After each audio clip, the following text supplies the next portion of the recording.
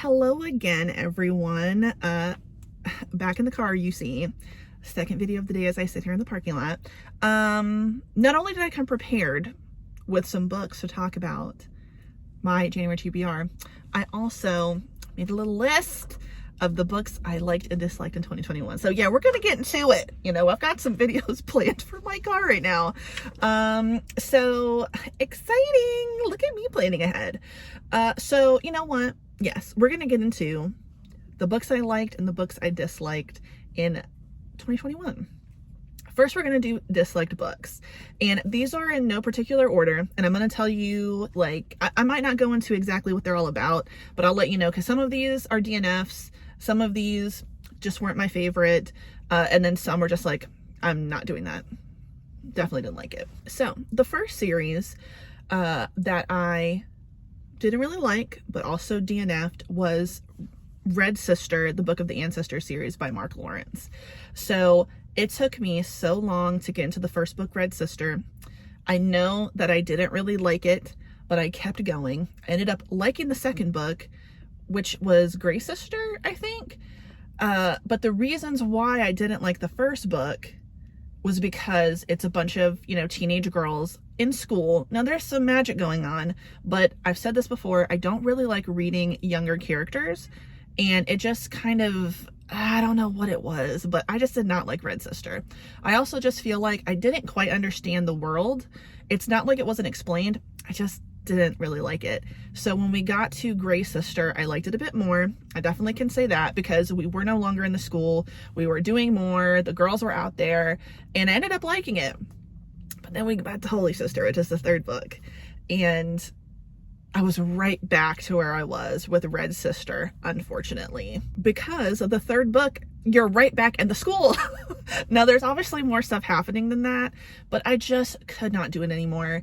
I also found out that, like, Mark Lawrence isn't that great of a person, and I thought, you know what? I'm not gonna do it anymore. I can't fucking do it. This came after another series that I will be talking about that I decided I can't do this anymore. I may have liked one book in the series, but I can't subject myself to this anymore. So the Book of the Ancestors trilogy, I unhauled it. I will be getting rid of it, and I won't be finishing that series. That's not to say that you won't like it. I just couldn't do it, and I'm definitely not going back to that series. Next up is 9 Perfect Strangers by Leanne Moriarty. So for the Goodreads reading challenge, no. I did the Naruto TBR challenge, and in that challenge, my cards had the Pop Sugar reading challenge on them.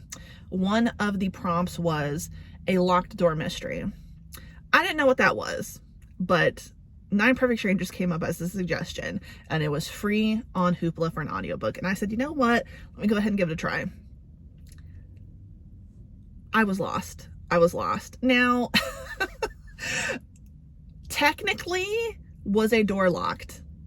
And did something happen when they were locked? No, locked room mystery. Technically, yes, but it's not exactly what I thought it was going to be. Did I absolutely hate this book? No.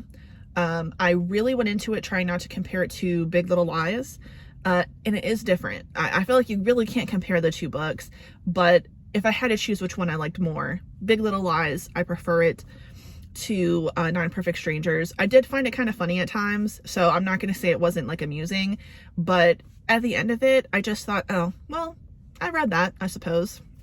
So there you have it. The next one was The Maidens by Alex, I don't know how to pronounce his last name, or their last name, Michaelides? Y'all know. They wrote The Silent Patient. Oh my God. So I listened to this as an audiobook. Not terrible, but this book had such a convoluted twist that I was in my car listening to it, and I was like, okay, I guess. That is so much work to try to do what you were doing for what? Like, oh my God, it was so, like, basically, and I can't remember their names, the characters' names, but the main character is a woman. She lost her husband. He died out at sea or whatever. He was swimming in choppy water. She is also kind of a therapist, but she works with like troubled kids or something. Her niece, I think it's the niece-in-law, his whatever, I don't know, related to the husband, calls her in the middle of the night and says, oh my God, I think my friend's been killed. Will you come? So she shows up, and for some reason, our main character, who is not working with the police, has never, I don't think she's ever helped the police with anything, all of a sudden becomes a detective to try to solve the murder and to figure out why there are these girls who clearly have a relationship that's inappropriate with a teacher, him being the one that's very inappropriate here, and figuring out what the hell's going on. I'm not going to give the twist away. It was a twist on a twist, which is just like what happened in The Silent Patient, which made me go, okay, that's interesting. But at the same time, if you've read it, I think you would agree that the whole plots to get certain people to do certain things is so ridiculous, and just the actions in general were ridiculous. So I definitely preferred The Silent Patient to The Maidens. I will never read that again, and I'm really glad I got it for free on NetGalley and I didn't actually pay for it, because I did want to buy it, because I think it was supposed to be a choice on Book of the Month. So glad I did not buy that book, because that is one I know I will never read again. Next up, I found out that all of the books in the Murder Bot series by Martha Wells were free on Hoopla. Loved the first book so much that I figured, you know what, let me just go ahead, listen to them all on audiobook and knock it out of the way. Get some more books on my reading challenge. And I listened to Artificial Condition, which is the second one, and I did not like it. And I think for me, that first book was just so good. It's not like the second book was awful, but there was just something about that first book that, to me, I don't know if any of the other ones will really compare. Now, how would I know? I'm not reading the other ones yet. Never know my genuine mind. But the second book, I did not like it that much. We're involving like another form of artificial intelligence, which wasn't bad, but it definitely was not my favorite. So, you know, I'm not going to say don't read it. Just for me, definitely was not my favorite of the two. Not that you should compare them. They're two different stories. But still, probably won't continue with this series. We shall see. Never say never. But as of right now, no. Alrighty. So, this one made me kind of sad. I mentioned this in another video, I believe. I think in like a December wrap-up or November wrap-up. When Night Breaks by Janella Angelis. I did not hate this book. I just was not in the mood to read that book. And it was so long, to the point that I wanted to DNF it and just pick it up later. But I was like, you know what? I'm going to sit through it. I'm going to read this one. So I'm not saying do not read the second book in that duology. I still really liked going back and seeing Kalia and everything, but it was a little bit predictable. And that's okay. It had a different kind of magic than the first book, Where Dreams Descend.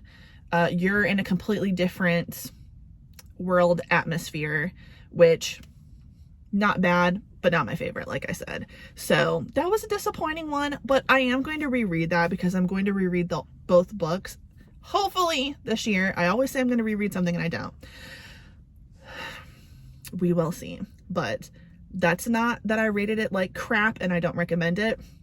That is just simply, I just don't think I was in the mood for it. And lastly, this is one I mentioned earlier, Nevernight by Jade Kristoff. Wow. DNF'd the series. Will never go back to it. Don't like him. So there's that.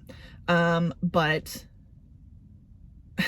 me DNFing Nevernight, or the third book, I can't remember, Dark Dawn, I think that's the last book's name, made me realize I really don't want to read Book of the Ancestors. I picked up the last book, the Nevernight trilogy, and I tried. I really tried. I had the physical copy. It was free on Hoopla as an audiobook. I tried both of them and I just could not do it. And I really sat down and thought to myself, do I really like this series? much like with Book of the Ancestors, I had a really hard time getting through the first book, which is Nevernight. I read the second book. I think I told myself that I liked the second book in that series, but it had been so long since I read all of them together that when I finally got to the third book, and like I've said, I do not like reading about kids. There's a child character in here that is so obnoxious. I couldn't take it anymore. And then there's a twist, which was actually kind of interesting. You learn about it in the second book, but I just realized I can't do this anymore. I do not care. I hate these characters. I hate our main character. I don't know where the story is going anymore. Her motivation has completely changed now that we've gotten this new information. I do not fucking like this series. And again, Jay Kristoff sucks as a person. So I realized, nope, not doing it, not subjecting myself to this. I'm not going to keep reading this. I will not recommend his books. I'm certainly not reading that fucking first book in a series that's almost 1,000 fucking pages. Hell no. I already have a hard enough time as it is reading fantasy. Fuck that. So that was it. I couldn't do it. I'm glad that I've gotten more comfortable DNFing books though, because that one could not do it anymore. And now the books I did like in 2021. We'll start off with going with Where Dreams Descend. So that's the first book to When Night Breaks. I really liked that. I read it at the very beginning of the year last year, and it was so good. Absolutely loved it. I like the characters. I like the world. Very, very interesting. I really like Jack as a character, although, you know, in a way, I found him to be a little bit more interesting in the first book, even though you don't know anything about him, versus how he was in the second book, where you actually get to know him more. But yeah, I ended up really, really liking that book. And like I said, I want to reread it because I want to give that second book another chance, because I do think it is really good. I also absolutely loved The Promised Neverland, the entire series. My friend Neptune was so nice to loan me all of her copies of that series, and I will recommend that so much. It was so good. I think it was a really well-written, like, series in general, and with the characters. Now, it does have its little problematic moments. And I can't remember the character's name, but the only Black mother, you know, who is the caretaker, definitely the way she was drawn at times, no, not okay. Although, interestingly enough, when I went to go back and look at like clips from the show, weirdly, there's more parts of her seeming softer, like the other mother who's white, in the manga versus the show.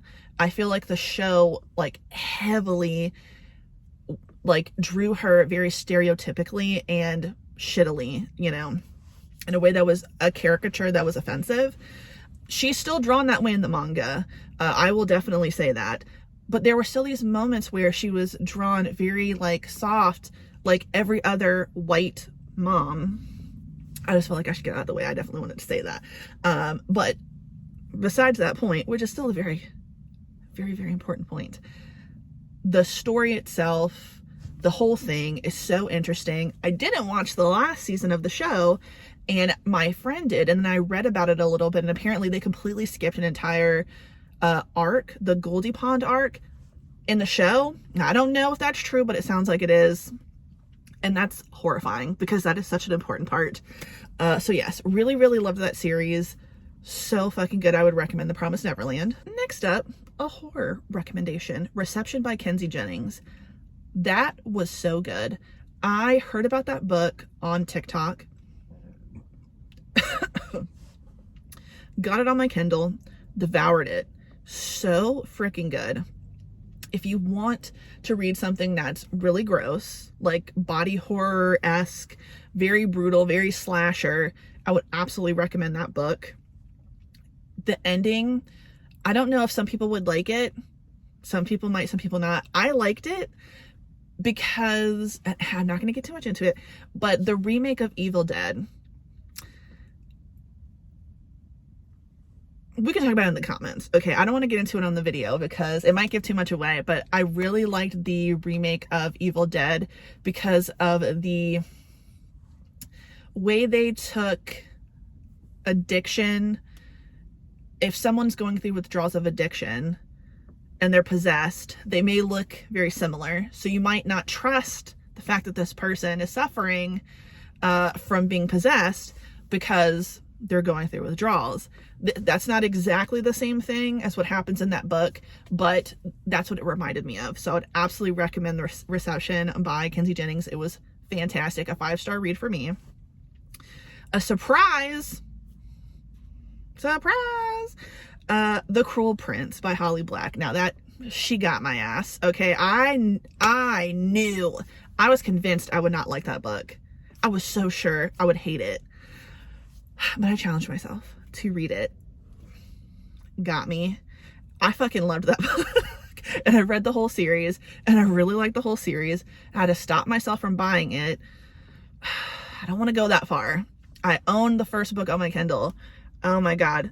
I really ended up liking that series. She got my ass. She really did. I can admit it, because I was one of those people who was like, I'm not going to like this. I'm not even going to try it. I fucking liked it, of course. Next up is a nonfiction, You Got Anything Stronger by Gabrielle Union. So fantastic. I loved her first book. Loved it.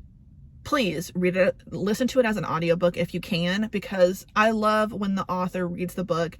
I've always loved Gabrielle Union, and I love her voice. So listening to her tell her own story, loved it. It was perfect for me. But this one was so good. You know, you're learning more about her struggle with infertility and having a surrogate and all this other stuff, very personal. She talked a little bit more about the infidelity that she experienced. I think it was just really, really good. Just as vulnerable and honest as her first memoir.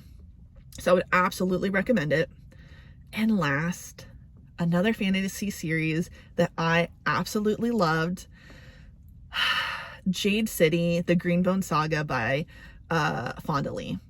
Wow. I finished Jade Legacy last year. Talk about epic fantasy, okay? I know a lot of fantasy like calls itself that because it can be like epic. When I finished Jade Legacy, and I listened to that at work and I cried, okay, at that one part when someone dies, I was crying.